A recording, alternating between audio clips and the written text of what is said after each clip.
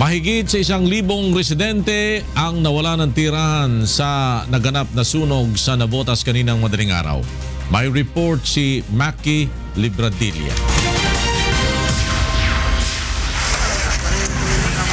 Tinupok ng malaking apoy ang squatters area sa Market 3, Barangay NBBN sa Navotas kaninang madaling araw.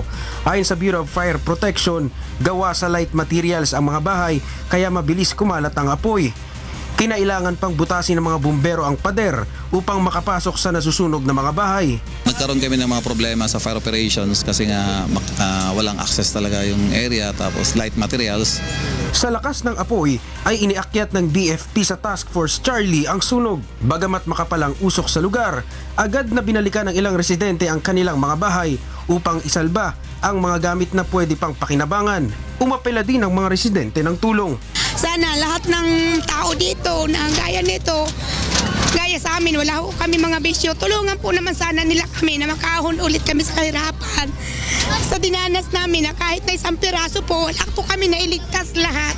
Nasa 1,200 pamilya ang nawala ng tirahan at tinatayang aabot ng 750,000 pesos ang halaga ng mga nasunog na ari-arian.